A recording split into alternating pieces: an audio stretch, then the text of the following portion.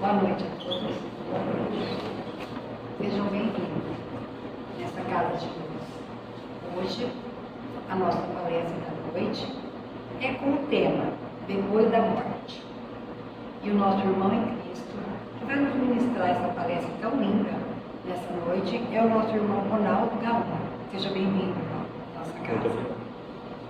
Aquele que se sentir tocado, se quiser abaixar os olhos, elevar o seu pensamento a Deus, para que possamos agradecer esse momento. Meu Senhor Jesus, aos amigos espirituais, aos nossos anjos da guarda em particular. Gratidão, Senhor, por estarmos aqui reunidos nessa noite e vamos ouvir a palestra do nosso irmão Ronaldo. Que essa palestra, Senhor, possa ser de suma importância na nossa vida, abrindo o canal da nossa inteligência, para que possamos fazer uma reflexão, Senhor, que hoje estamos aqui, nesse planeta Terra, mas sabemos, Senhor, que aqui é só uma passagem. A nossa vida eterna é com o Senhor. E para todos nós é um grande mistério, porque aqui nesse mundo, com tantas provas e expiações, Senhor, com tantas tentações, muitas vezes acabamos nos esquecendo desse momento, de que a morte, ela é para todos nós, e todos nós queremos e temos a confiança de estarmos com o Senhor. Senhor Jesus, gratidão por essa noite tão linda e abençoada. Que assim seja. Boa noite a todos, aqui no Planetei. Uma satisfação muito grande retornar a essa casa. Aí você deve estar pensando, né? O que esse rapaz, no mês de Natal, né, em dezembro, vai falar da morte? Mas o que é a morte para nós espíritas? O que é esse fenômeno que acontece com as nossas vestes carnais?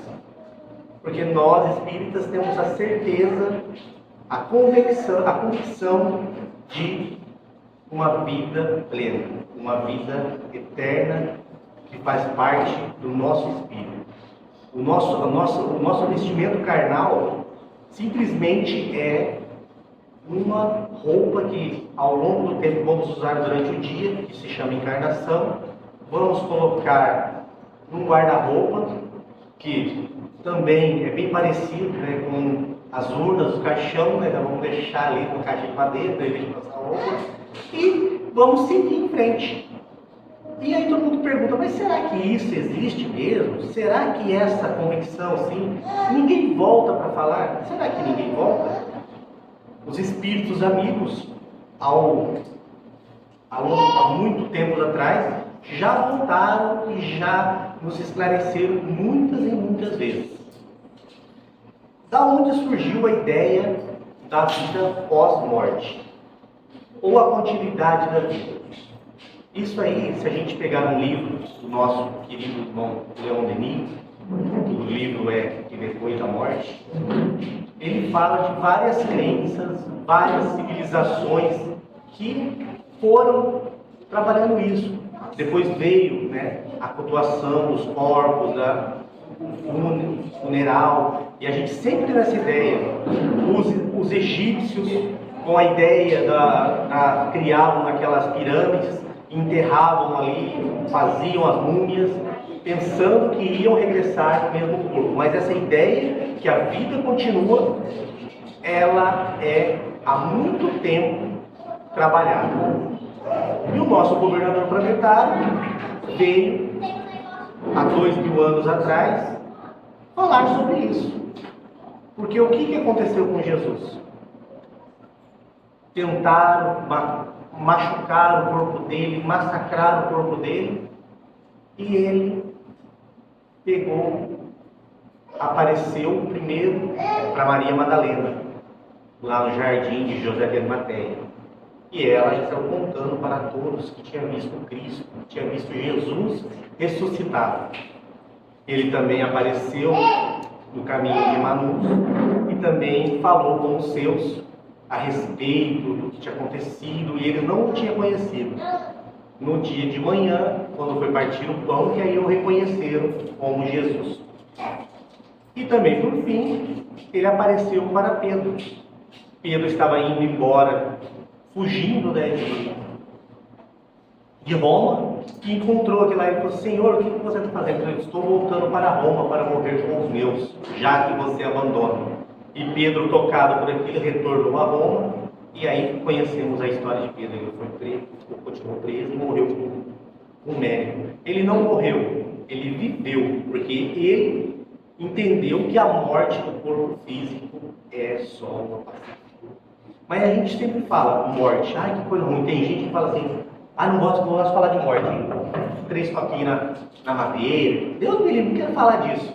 Mas a morte é uma coisa muito natural. Alguém tem ideia de quantas pessoas morrem por dia no mundo? Pode responder, se você estiver vendo. Da 24 horas, morre mais ou menos 158 mil pessoas em 24 horas por dia no mundo.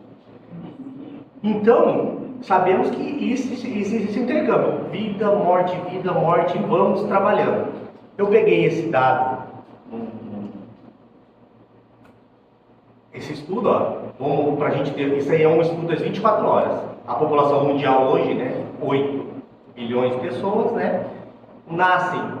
Aí, esse gráfico aí era o seguinte: era 7 horas da noite, a hora que eu imprimi ele, né, que eu salvei ele. E tinham nascido 304 mil pessoas, 304.189, até as 7 horas do dia. Isso aí contando, então, faltavam ainda algumas horas para terminar o dia. E teria, ó, a morte esse ano. Olha só quanto eu tinha morrido de morte só durante o ano, né? Mas só que aí eu não peguei a data certinho. Mas a morte os dias, 137 mil. Isso era 7 horas da noite, aí ela vai atingir algo maior. Então que a morte, talvez é triste, a gente tem esse lado, a gente tem o lado da perda, a tristeza. Mas nós devemos se preparar para ela. Porque a gente fala assim: eu não vou pensar na morte porque ela vai acontecer depois, não tem problema. Mas será que é assim? Será que realmente nós temos que pensar assim? Ou temos que pensar na nossa vida plena? Porque aí a gente vai descobrir que a morte não existe. E aí, como, a hora de chegar o dia, como que vai ser? Então a gente vai fazer alguns relatos de alguns livros que eu li e alguns apontamentos. A morte, aqui é Kardec falando, a morte é um fenômeno biológico inevitável. Os homens são espíritos encarnados. Eles estão na Terra, mas não são da Terra. Permanecem aqui de forma transitória, a fim de que evoluam intelectualmente e moralmente. Aí a gente vê aqui fazendo as virtudes, né? A gente praticando as virtudes, né? Então tem tudo a ver com a gente. Para que praticamos virtudes? Se a gente vai morrer. Ou a gente tem que pensar em algo a mais, algo pós-vida, ou algo que continua. E o que aconteceu devido aos tempos? Porque a gente não tinha acesso, né? Nós encarnados nas antigas, e a gente conheceu muito a nossa história, da nossa religião, como foi implantada, né? De tudo. E ele não dava um acesso, né? Padres faziam missa em latim para ninguém entender. Tinha tudo isso e a gente não tinha acesso. O que acontecia? Então a gente foi, por falta de informação, foram surgindo várias teorias sobre o estado dos espíritos após a morte. Concebeu uma ideia de céu e inferno, um céu de eleitos, em completo ócio e totalmente indiferentes ao tormento de quem não mereceu a salvação. Como, em contraparte, indispensável surgiu o conceito de um inferno, onde os infelizes pecadores seriam eternamente torturados. Então, como que começou essa história? A Igreja Católica, né, e as religiões pegaram e falaram assim: ó, se você for bom, você vai para o céu, se você for mal, você vai para o inferno. Só que aí na Bíblia fala que o preço do pecado é a morte. Mas como que você vai sofrer eternamente se você morreu? Ele fala que você pecou, você vai morrer. Mas aí aqui está falando que você vai sofrer eternamente. Igual a gente ouve que vai ter um mármore do inferno, vai ficar se queimando, vai ficar tudo aquilo ali. E teve essa ideia. E o que aconteceu com isso? Foram colocando na nossa cabeça e a gente foi perdendo crença. Foi perdendo muita crença, porque a gente parou de acreditar. Chegou um ponto que a gente, tentaram, lá na Espanha, que teve aquela queima de livros, tirando o nosso conhecimento, e a gente foi perdendo essa sensação. Mas veio o Espiritismo e nos trouxe uma luz que nos vai esclarecendo. Há evidentes incoerências em algumas descrições. Por exemplo, pessoas bondosas merecem o céu, mas se tornam egoístas a chegar lá. Vamos lá. Quando a gente fala que vai para o céu, a gente vai contemplar toda a felicidade. Que mãe no mundo vai ser feliz lembrando que o seu filho está lá sofrendo? Ou a gente vai ser egoísta? A gente vai se tornar egoísta. E a gente veio aqui para praticar virtudes, o egoísmo qual que é? A gente tem que eliminar ela. E a gente vai ser egoísta no céu porque a gente vai esquecer dos nossos filhos, do nosso amor. Porque quem não fez igual a gente, vai para o inferno. E a gente está felizão com isso ainda. Será que essa incoerência... O que acontece? Essa incoerência começou a nos afastar de certas religiões. Aí é o seguinte, lá chegamos. Pouca importância com o sofrimento de quem não teve a mesma idade. Na linha, uma mãe amorosa e boa seria eternamente feliz, embora sabendo que seus filhos sofreriam para sempre. Essa artificialidade gerou bastante descrença. Consequentemente, persiste numa dúvida generalizada a respeito do que ocorre com os espíritos após a morte do corpo. O que aconteceu? Antigamente falava, é isso e é isso. E a gente foi acreditando que a gente não tinha o conhecimento. Mas com o tempo a gente foi conhecimento. E aí a gente foi endonomizado. Porque tipo assim, as pessoas falam assim, olha, não vai ler livro espírita. Isso é coisa do diabo. O diabo está querendo ficar... E a gente pessoas foram contaminadas com isso. Mas nós, graças a Deus, estamos aqui hoje, na noite de hoje, vindo participar do centro espírita, dos estudos. Provavelmente alguém aqui participa dos estudos. E graças a Deus temos os livros que podemos nos ensinar sobre a morte. Na Revista Espírita, de 1866, de março, a introdução do estudo dos fluidos espirituais. E aí Kardec coloca, para começar, o Espiritismo nos ensina que os espíritos são as almas dos homens que viveram na Terra, que elas progridem sem cessar, e que os anjos são essas mesmas almas, ou espíritos chegados a um estado de perfeição que se aproxima da divindade. Beleza. Aí a gente vai aqui dar um parênteses. A gente fala assim, tem pessoas que falam para mim, você é espírita, você acredita nisso? Aí eu falo assim, e eu vou acreditar que eu vou ficar eternamente parado, olhando um anjo tocando harpa para mim? Ou eu vou acreditar que eu vou evoluindo, vou chegar a um ponto que um dia eu vou ser um ajudante do Cristo, depois vou ser um anjo da guarda de alguém, vou ajudar, vou criar, vou evoluindo e vou trabalhando. Por quê? Jesus falou, eu trabalho e meu Pai ainda trabalha. Se Deus ainda trabalha, quem somos nós para ficar querendo parado a eternidade? Nós humanos imperfeitos, quando chega nossos 30 dias de férias, como a gente está? Já louco para voltar. Porque quem gosta de trabalhar vai falar assim, a gente pode dar uma reclamadinha, mas é gostoso a gente voltar para o nosso ambiente de trabalho. A gente gosta de servir. Quando a gente não vem no centro, eu não sei você, quando falta um dia no centro, uma coisa, eu sinto falta de servir. Ou quando eu não trabalho, eu sinto falta da minha profissão. Imagine nós totalmente ociosos, eternamente, sem fazer nada. Qual que seria o sentido da vida? O Espiritismo lança sobre essa questão uma luz muito forte. Ele não formula uma mera teoria. A partir das concepções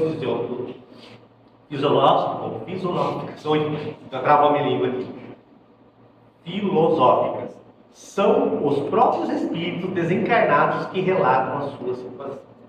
A mediunidade bem empregada permite o intercâmbio com os integrantes do plano espiritual. Por meio dela, é possível verificar como eles vivem se sofrem ou são felizes, e a razão disso.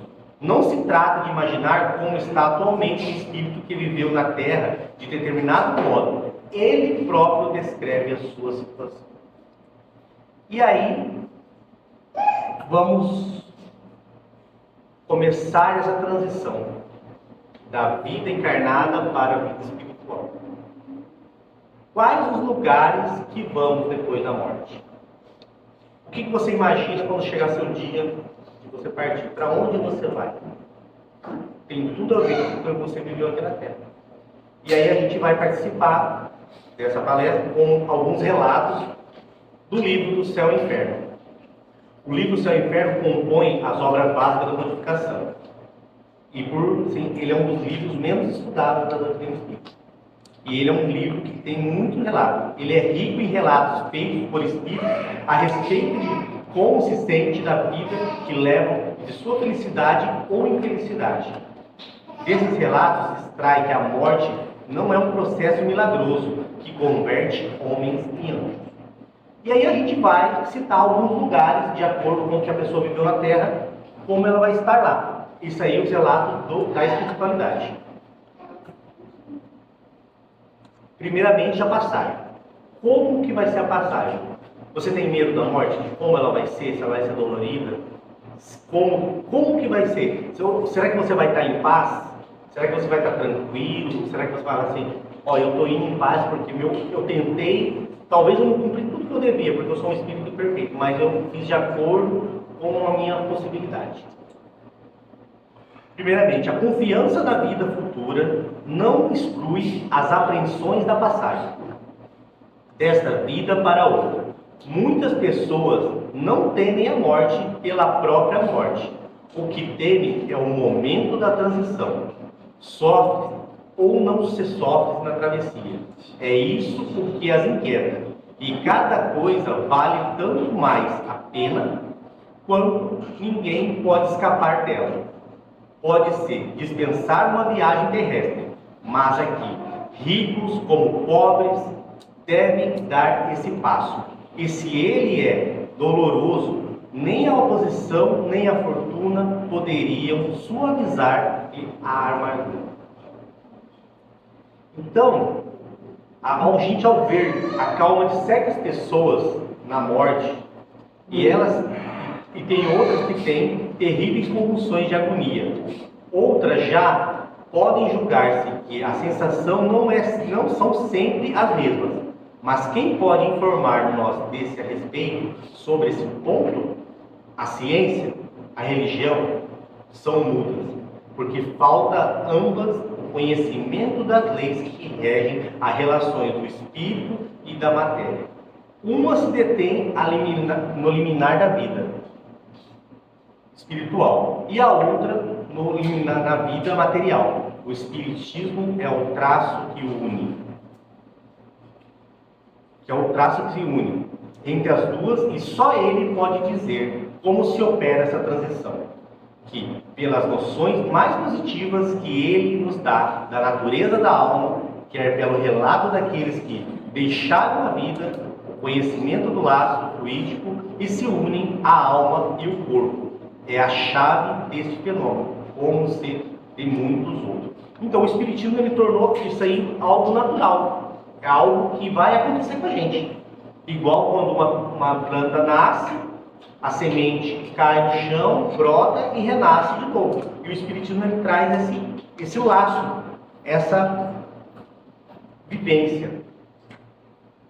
O estado moral da alma é a causa principal que influi sobre a maior ou menor facilidade do desprendimento. A afinidade entre o corpo e o perispírito é proporcional ao apego do espírito e da matéria. Ela atinge o seu máximo no homem, cujas preocupações se concentram todas na vida e nos gozos materiais. E quase inexistente naquele cuja a alma purificada se identificou com antecipação com a vida espiritual.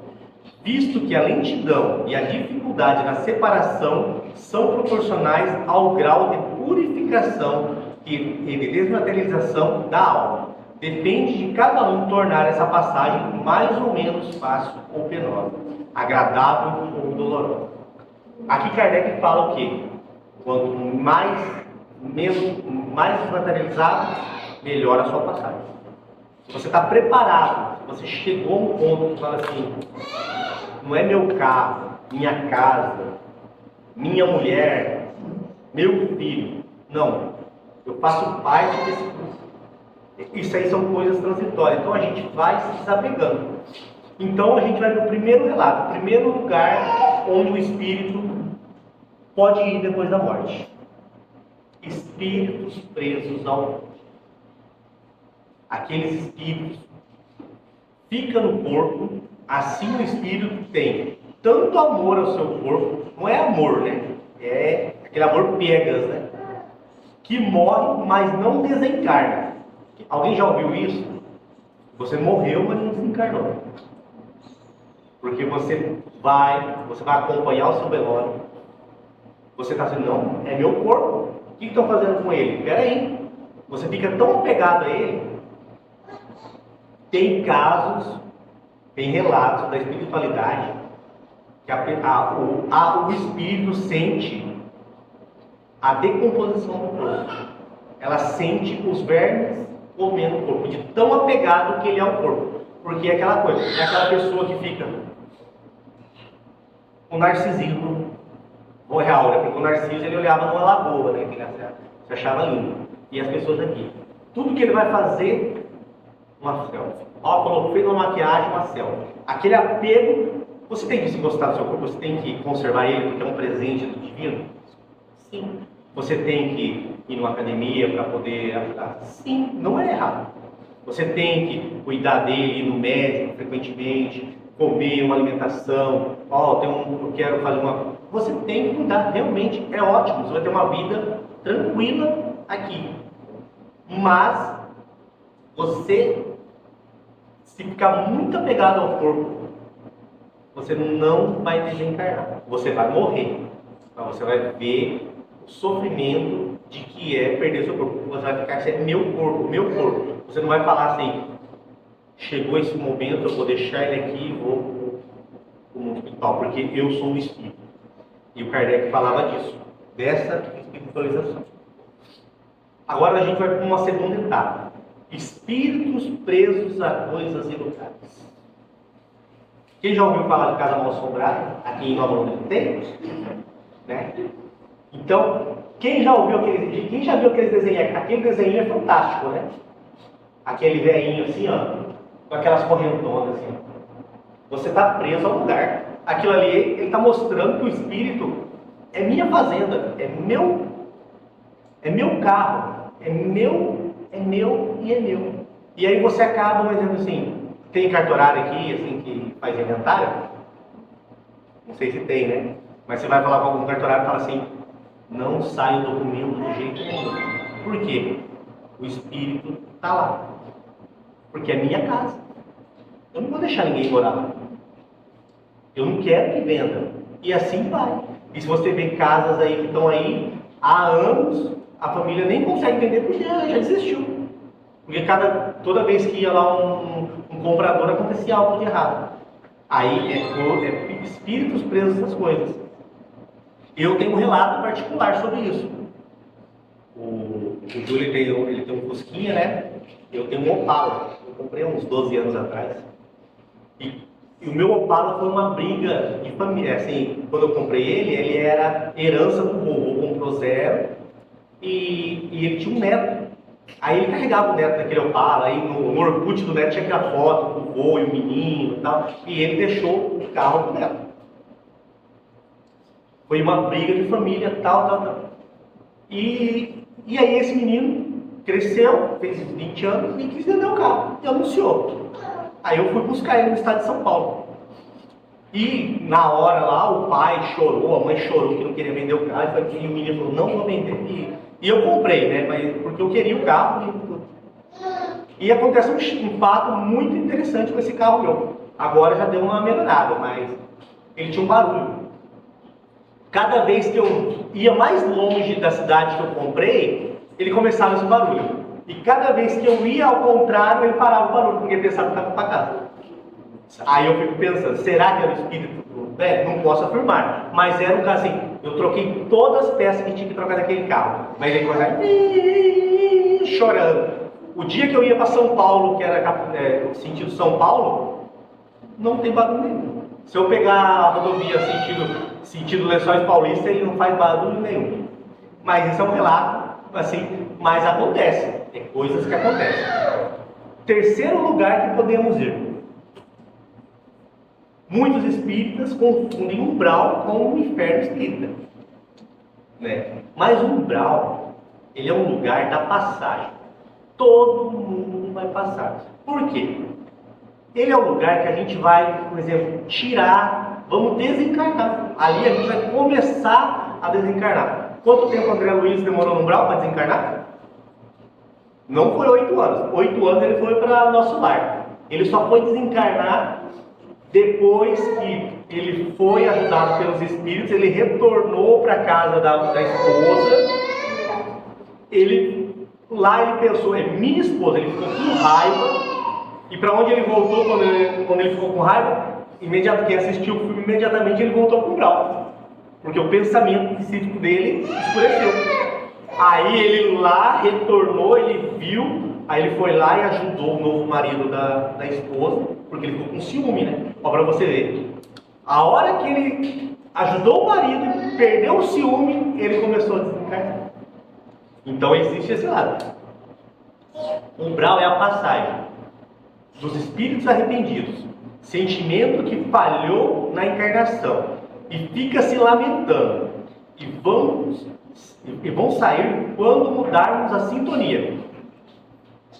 Aí aquela coisa, a gente fala de sintonia, quando a gente está orando, lá no umbral, lá que a gente vê, assim, graças a gente teve o filme, né? Muitos espíritos, os espíritos de luz, às vezes, não apareciam para todos. Por quê? Eles estavam na sintonia baixa. Então, ali o que acontece? Ali a gente vai revendo o que a gente fez na Terra, vai se lamentando, aí vai falando, poxa, ó, é muita lamentação, não consegue sair de lá. É um lugar que não tem líder. Lá não tem organização. Cada uma por si lá e aquela reclamação tudo. É muito lamento e não consegue se organizar para falar assim, opa, vamos sair disso aqui. A gente está perdido. Mas muitos talvez a gente vai passar. Ó. Igual existe o caso que Bezerra de Menezes ficou um dia no umbral. Ele chegou tudo. Outros casos aí a gente não sabe. Fala o Chico Xavier também foi super rápido. Por quê? Devido ao desapego, porque o umbral ali é o quê? A separação, vamos falar, o joio do trigo da nossa encarnação. Agora nós vamos para outro lugar. Espíritos sofredores. Os espíritos maus, egoístas, duros, logo após a morte, entregues a dúvida cruel sobre seu destino presente e futuro. É os espíritos que não acreditam em nada. Aí morreu. Eu morri. Mas eu estou aqui, o que aconteceu comigo? E aí você entra em perturbação.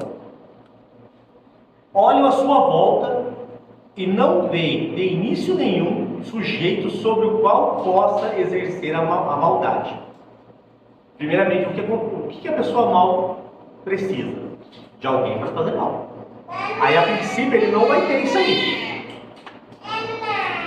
Personalidade, desespero dele se apodera, pois o isolamento e a inação são intoleráveis para os espíritos maus. Eles não erguem o olhar para os lugares habitados pelos espíritos puros espíritos. Consideram os que rodeiam e logo impressionados pelo abatimento dos espíritos fracos e punidos, se agarram a eles como uma presa fácil. Então aí o espírito está ali com a baixa frequência ali. Vamos por ele está no... Perdão, quem gosta de funk, mas ele está na sintonia do funk ali, os espíritos gostam de funk, está tudo ali com ele. Aí os espíritos, eu morri, mas eu vim com aquela maldade no coração que eu queria ter batido em alguém. Ó, eu estou desejando mal para minha esposa. Então isso está tudo aí. Aí o que acontece? Ali, como Kardec fala o seguinte: os espíritos maus são audaciosos e os espíritos bons são tímidos. Então os espíritos maus chegam e falam, ó, chegou mais um aí para ajudar a gente na nossa maldade. Então, o que acontece? Nós, espíritas, nós acreditamos em demônio, igual está na Bíblia, mas acreditamos que os homens maus continuam fazendo o mal. E não é porque ele morreu, ele se transformou não. Então, ele vai estar aqui. Então, vamos continuar aqui com a recordação das suas faltas passadas, que podem, incessantemente, em ação por seus gestos omiteiros. Não lhe bastando tal zombaria, mergulham sobre a terra como abutres famintos. O que acontece? Aí a gente conhece os obsessores. Esses espíritos aqui, eles estão doidos para nós abrir o nosso sinalzinho. E a gente, quando está querendo fazer maldade, né? É a mesma coisa que a gente pegar no sinalizador e ligar para eles. Aí eles vêm aqui, ó. A gente tem o nosso livre-arbítrio, mas eles vão ficar aqui, ó. Não, você não está com vontade de fazer isso? Vai lá, faz. E a gente, se a gente der corda para eles, é aqui, ó. Como abutres famintos. Procuram entre os homens a algo que abrirá o acesso mais fácil às suas tentações. Apoderam-se dela, exaltam-lhe a cobiça, tentam extinguir a sua fé em Deus. Aí é um ponto importante. O que está acontecendo hoje em dia com os nossos jovens? Eles preferem vir aqui escutar e falar um monte de asneira, igual eles falam, ou preferem escutar uma música que acaba com as mulheres ou com outra coisa? Que incitam o ciúme, que incitam a maldade, né? Esses espíritos, eles pegam esses jovens que estão vários, pessoas, não só jovens, pessoas. Por isso que é importante nós, como espíritos, como trabalhadores, mostrar um lado bom de acreditar em Deus, o que o centro espírita é capaz de fazer por nós, dessa comunicação com o Espírito que nós temos. Então, mostram isso.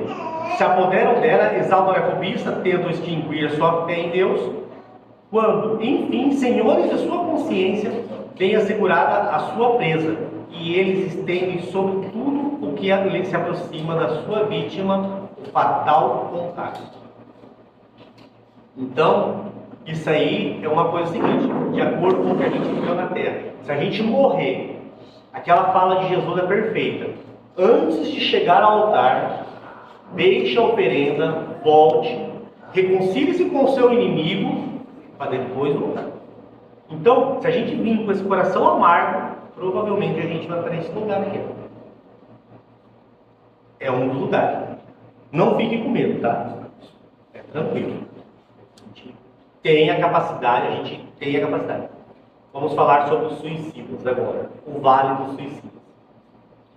É uma região de sofrimento, mas é um lugar de proteção para eles melhorarem do que fizeram. Tipo uma parte do tratamento de almas. Ficam lá para depurar as almas e os mentores trabalham para que não aconteça de novo. A gente tem essa visão do Vale do Suicida. Mas o que é o Vale do Suicida? Quando a gente tem uma pessoa com problema de alcoolismo, a gente não coloca ele no lugar para fazer tratamento, fazer aquela limpeza, aquele auxílio. O Vale dos Suicidas também é isso, é um lugar bem organizadinho. A espiritualidade é trabalho. Eles tentam, eles ensinam. Talvez a pessoa volte e se suicide de novo, mas tem essa organização. Há falas, né? A gente não pode falar assim, falam que quem é a tutora lá do Vale dos Suicidas é Maria. A mãe de Jesus. Então, para a gente ver, então não é um lugar tão ruim. Só que é o quê? É um lugar de tratamento.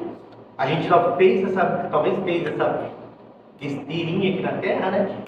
E aí a gente tem um relato no livro Céu e Inferno. O Suicida de Samaritain.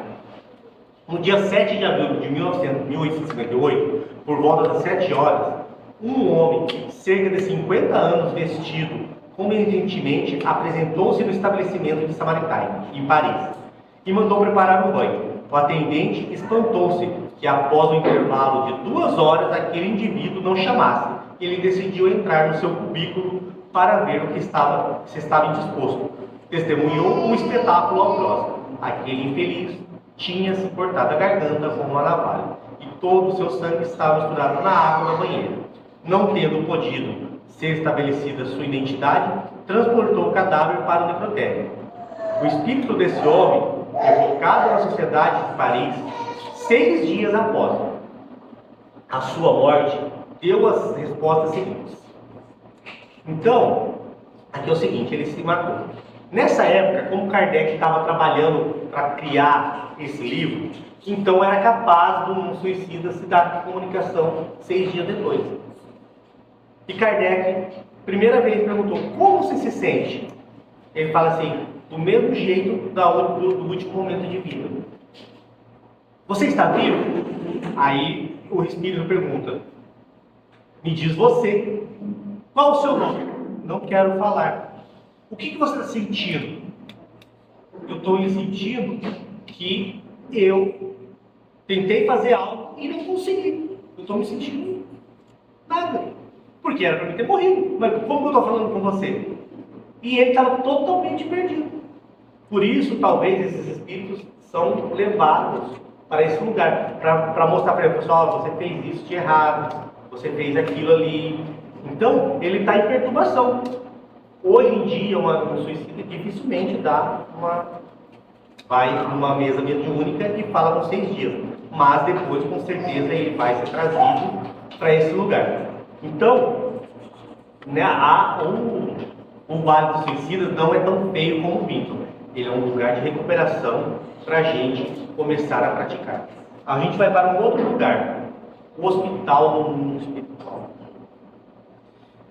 Aqui é um lugar onde as pessoas que desencarnaram em um ambiente para refazer pessoas que saem da vida para se acostumar com o mundo espiritual. Então a pessoa vê, se a pessoa foi lá, morreu, ela era apegada ao corpo. Ela ficou um tempinho lá no corpo, a espiritualidade trabalhou, levou ela para o umbral, do umbral fez aquela desmaterialização e levou ela para um hospital. Para quê? Para ela se acostumar com a vida, porque ela estava acostumada com o corpo. E ela, eu sou um espírito, porque agora eu sou um espírito, e aí? Eu não morri. O que vai acontecer? Então esse hospital, ele é uma terapia. Aí eu vou dar uma dica para vocês. Se caso algum dia vocês acordarem num hospital bonito e o atendente olhar para você e falar bom dia, como você está se sentindo e tal, e nem perguntar da sua carteirinha do SUS, eu acho que você já foi para lá. Com certeza. Porque a primeira, você pode estar morrendo assim, ele fala assim, entrega a carteirinha do SUS. Então, se você chegou lá e ele tá aquela limpeza, aquela coisa bonita, e ele não perguntou da carteirinha do SUS, senão você foi para lá. Então o hospital é um dos lugares bem, já que a gente já está começando a desmaterializar e a gente já está entendendo que a gente não faz parte dos vivos encarnados no corpo. A gente vai para mais um lugar, que são as colônias espirituais. Aí todo mundo imagina que é o seguinte, que as colônias são cidades, né? Que a gente vai lá, vai ter uma casa, vai comer, vai fazer um churrasco e vai viver assim. Pode ser. Por quê? O nosso espírito cria o que a gente quer ver. Né? O nosso espírito, ele cria esse ambiente que a gente quer viver. Existe, vamos supor, o André Luiz, ele era um médico. Qual que era o ambiente que ele criou ali no nosso lar? Um hospital. Ele precisou o quê? E quando ele estava no hospital, ele dava valor aos faxineiros? O que ele foi ser lá? Para depurar. Então, o nosso lar faz parte do umbral também.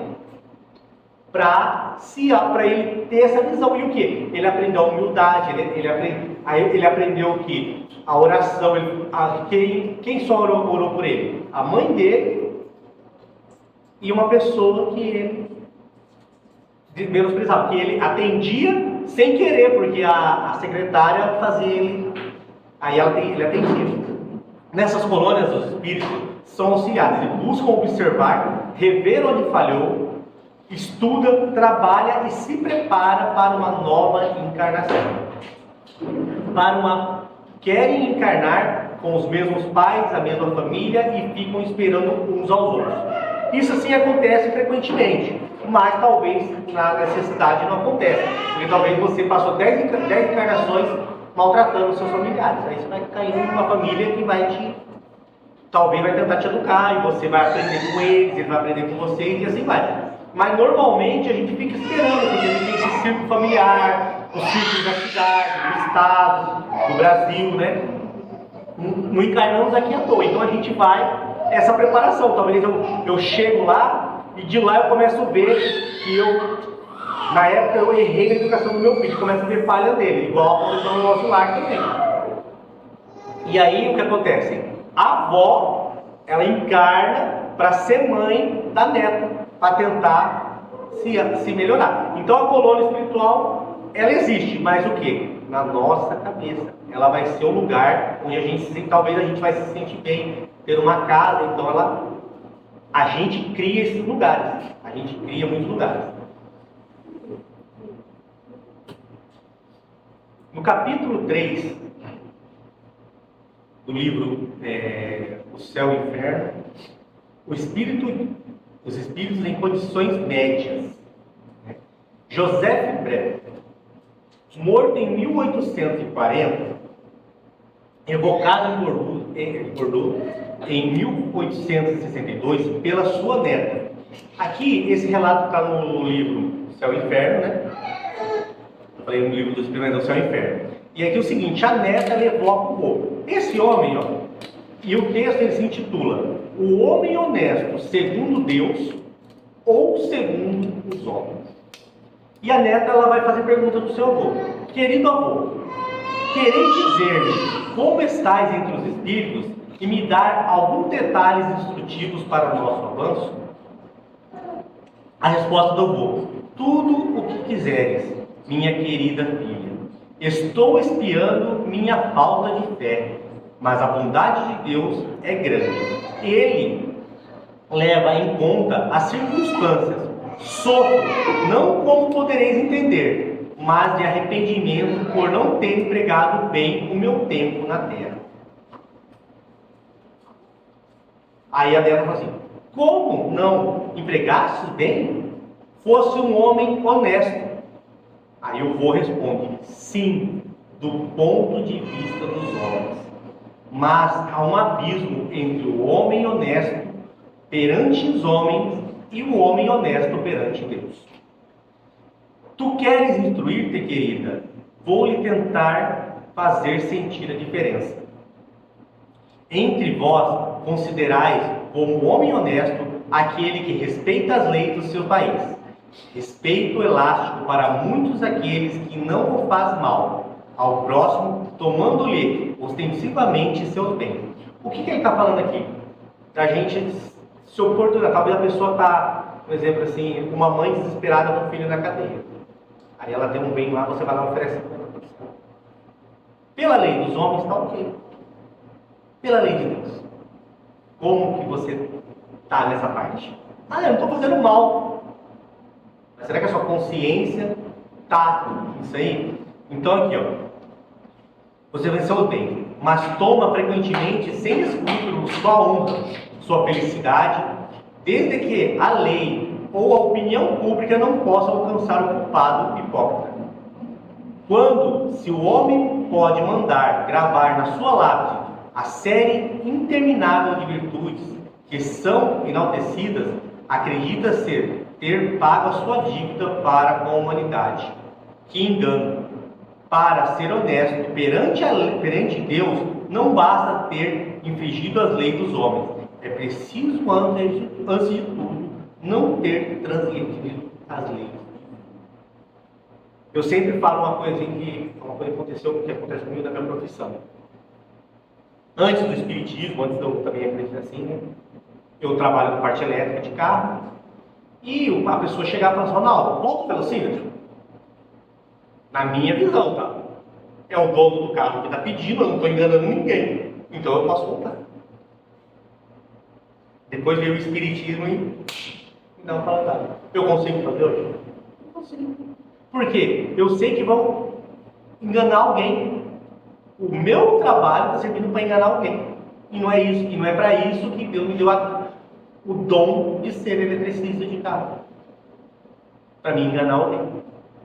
Então, é muito diferente. Mas, tipo assim, pela lei eu estou tranquilo. Eu estava tranquilo, por quê? Eu não estou enganando ninguém. Uma pessoa veio, o carro dela pediu para mim voltar e falou assim: você vai passar para frente, mas da minha importância. Hoje, por quê? Eu tive o aprendizado. Não estou falando que eu sou melhor que ninguém, mas é uma pequena coisa que eu não consigo fazer mais.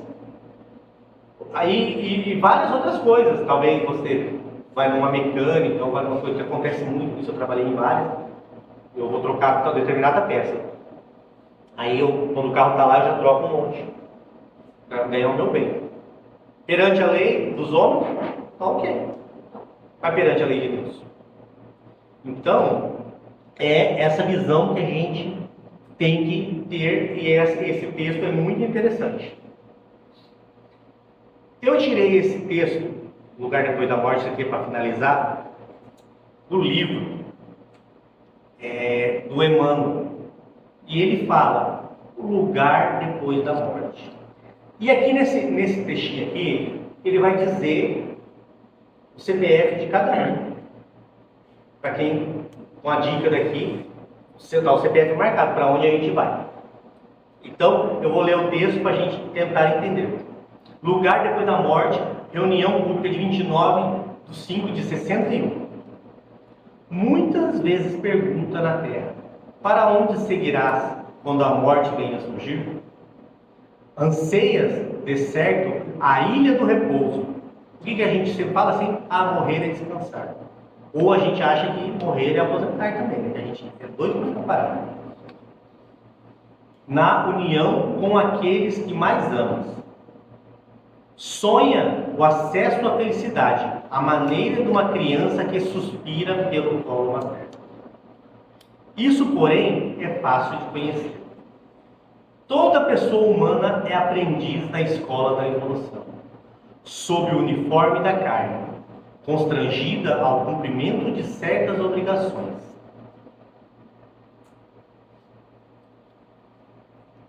Os compromissos do plano familiar, nas responsabilidades da vida pública, no campo dos negócios materiais, na luta pelo próprio sustento. A gente está falando da pessoa honesta perante Deus. Eu vou sair para trabalhar, sustento minha família, curso, trabalho e tal. O dever, no entanto, é impositivo da educação que nos obriga a parecer o que ainda não somos. Para sermos, em liberdade, aquilo que realmente devemos. Não ouvides assim enobrecer e iluminar o tempo que te pertence. É o tempo que você está com você.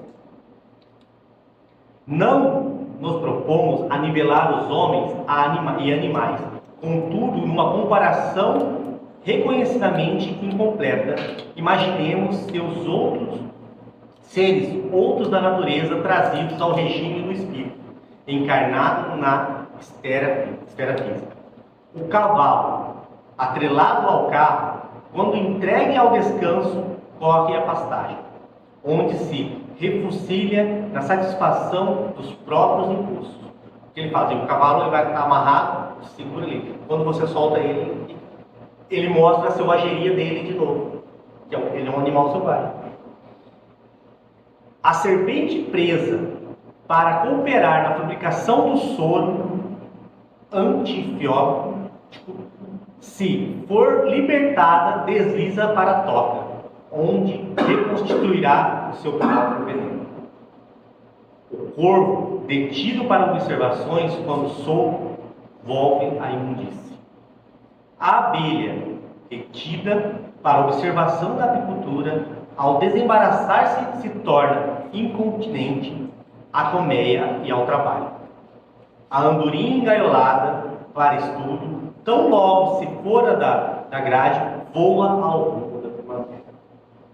Se desejas saber quem és, observa o que pensas quando estás sem ninguém. Se queres conhecer o lugar que te espera depois da morte, examina-se o que se fazes contigo mesmo nas suas horas vagas. Qual que é seu pensamento na sua hora? Você vai, quando você chega em casa, fala assim, eu podia ter xingado aquele rapaz que me defendeu. Ou você chega, mulher, tem um babado para te contar. Você não sabe, fulano conseguiu o outro marido. Porque o que o Emmanuel está falando é isso. O que nós faz com a gente? O que nós somos? Vocês se conhecem? Isso aí vai determinar o lugar que a gente vai depois. Então não tenha medo. Trabalhe e seja tranquilamente no rumo do bem. O dia que você tiver uma dificuldade, pergunta para você: o que Jesus faria nessa situação? Ah, eu não sou Jesus, mas eu vou tentar ser. Ele falou que a gente pode ser igual a ele. Ele falou assim: talvez nós estamos no começo da caminhada, mas a gente pode ser igual a ele. E só para finalizar, eu não sei quem assistiu esse filme. Depois dessa palestra eu quero que vocês possam assistir esse filme aqui. Não sei. Ele é um filme, se não me engano, de 2013, se chama Passageiros. Vai ter, quando você procurar no YouTube, vai ter dois passageiros. Vai ser um numa nave e vai ser esse aqui, ó, você procura esse aqui. Esse filme é muito interessante, porque aqui ele é um filme, não é espírita, mas sim é espírita, porque ele conta os relatos da pós-morte de cada um. Eles continuam vivendo de acordo com como pensando que não tivesse morrido. E aí você vai ver Deus trabalhando, a espiritualidade trabalhando em cada um. O auxílio de cada um. Eu não vou contar o filme porque eu queria que vocês assim, mas vocês olhem com olhos de ver, olhos do Espiritismo. Ele é um filme muito bacana. Vale a pena assistir. E Leon Denis fala: se o homem soubesse a extensão da vida que nos espera além da morte, certamente outras normas de conduta escolheria para a Terra. Irmão Jacob, né? Na verdade, é o irmão Jacob. Filosofia e Espírito, um livro do Chico também. Olha, uma boa noite a todos. Espero que não tenha assustado ninguém, eu não vim aqui com esse intuito, mas isso aqui Jesus já deixou na sua vinda aqui na Terra, que estamos aqui de passagem, que a vida não cessa após a morte. Talvez a gente ainda ache que a gente pode destruir uma coisa que Deus criou, que é a vida, mas nós não vamos conseguir. A gente pode tardar um pouco para entender o que a vida realmente é, mas Jesus veio aqui e ele mostrou: eu sou o caminho, a verdade e a vida. Ele nunca falou que ele era a morte. A morte é só uma troca de estado. Nós continuamos sendo seres espirituais, num aprendizado de cada dia.